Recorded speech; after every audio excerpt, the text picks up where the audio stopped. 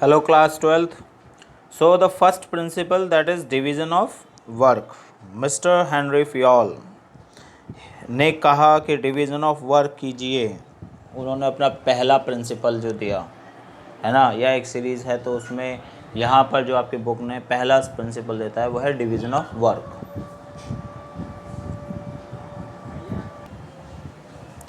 Basically Fayol का कहना ये था कि मतलब फ्योल जो बात को शुरू करते हैं उनका कहना ये है कि किसी भी एम्प्लॉय को आप अगर स्पेशलिस्ट बनाना चाहते हैं, ठीक है, तो आप उसे कंटिन्यूटी दीजिए। मतलब सबसे पहले फ्योल के कहने का मतलब ये है कि कोई एक एम्प्लॉय है तो उसको लगातार काम करवाइए वही, ठीक है। अब वो कोई भी कंटिन्यू एक ही टास्क को, एक ही डीड को, एक ही असाइंड वर्क को करेगा तो उसमें स्पेशलाइजेशन बनेगा, प्रोफिशिएंट पर्सन हो जाएगा।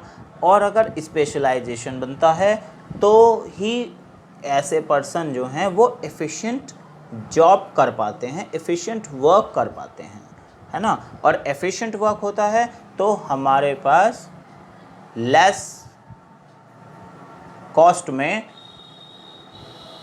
मोर आउटपुट पैदा हो पाता है ना। कम से कम कॉस्ट और सबसे ज़्यादा से ज़्यादा आउटपुट वो कब होता है, जब आपका जो टास्क है वो एफिशिएंट होगा। एफिशिएंट कब होगा, जब वो स्पेशलिस्ट के द्वारा होगा, है ना। उसको करने वाला स्पेशलिस्ट होना चाहिए। यहाँ पर मेन फोकस जो है फ्योल का वो यही कहने का है कि आप किसी भी वर्क को छोटे छोटे टास्क में, छोटे छोटे असाइनमेंट्स में, छोटे छोटे वर्क डिपार्टमेंट्स में तोड़ कर दीजिए। डिवीज़न ऑफ वर्क करिए।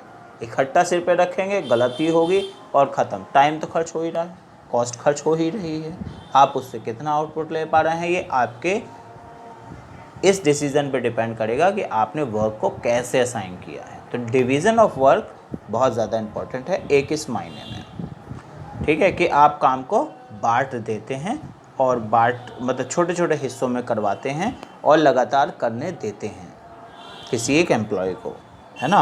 अगर आपने कंप्यूटर प्रोग्रामिंग के लिए भी कोई एम्प्लॉय को रखा है और आप उसको लगातार उसी एक जॉब पर एक पीरियड ऑफ टाइम के लिए छोड़ते हैं तो इस कंटिन्यूटी से क्या होगा, उसकी जॉब के परफॉर्मेंस में बहुत ज़्यादा इम्प्रूवमेंट हो जाएगा और वो इम्प्रूवमेंट आपके लिए फ़ायदेमंद होगा, मतलब मैनेजमेंट के लिए फ़ायदेमंद होगा। तो specialisation allows the individual to build up experiences, है ना, and to continuously improve his or her skills, thereby he or she can more productive। और ये होता कैसे है कि जब आप डिवीज़न ऑफ वर्क करते हो, काम को बांटते हो, है ना।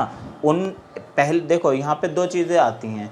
एक तो जैसे कि एक कोई वर्क है कंपनी के पास, उसको एक अच्छी टीम में डिवाइड कर दिया गया, राइट, एक अच्छी टीम में डिवाइड कर दिया गया।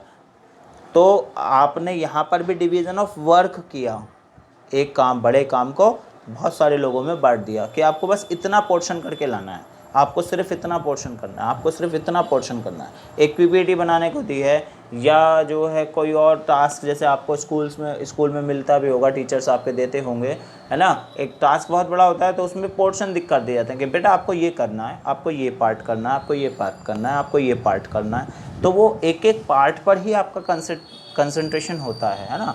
आप जो हैं पूरी तरह से कंसीडर कर पाते हैं कि मुझे ये काम करना है, और वो आप उसको बहुत अच्छे से करने की कोशिश करते हैं और कर भी देते हैं, ठीक है। आपने अपना टास्क पूरा कर दिया, दूसरे वाले ने अपना कर दिया, तीसरे वाले ने अपना कर दिया, सबका मिल के कंबाइन होकर एक टास्क पूरा हो गया और बहुत शानदार रिजल्ट मिल गया। तो यह है डिवीज़न ऑफ वर्क फ्योल के मायनों में। फ्योल कह रहा है कि ऐसे काम करो, कभी भी ना तो किसी एक एम्प्लॉय पे बर्डन होगा, ना तुम्हारे सिर पे बर्डन होगा, और आप अपने काम को बहुत प्रोफिशिएंट तरीके से करा पाएंगे, राइट। सो ये पहला प्रिंसिपल है डिवीज़न ऑफ वर्क। इसी का वॉयलेशन आपको देखने को मिल सकता है केस स्टडी में कि ये डिवीज़न ऑफ वर्क फॉलो नहीं किया, एक ही आदमी को बहुत सारे काम कर दे दिए, या उसको बहुत जल्दी जल्दी शिफ्ट कर दिया, अभी ये कर लो, अभी ये कर लो, अभी ये कर लो, है ना। तो ये इसके वायलेशंस हो जाएंगे या इसके सपोर्टिव स्टेटमेंट्स पूछे जाते हैं कि बताइए डिवीज़न ऑफ वर्क कितना ज़्यादा यूज़फुल हो पाया या और क्या कर सकते थे। इस तरह की केस स्टडीज़ आती रहती हैं।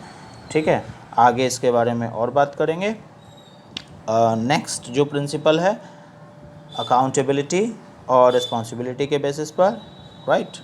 तो अभी आप इसको कंसीडर कीजिए, जो भी आपके पास अच्छे से बुक है उसका जो मैटर जो रिटन पोर्शन है उसकी स्टडी कीजिए, या सिर्फ यहाँ से सुन के भी सीख सकते हैं अगर आपने अभी तक बुक्स परचेज़ नहीं की हैं।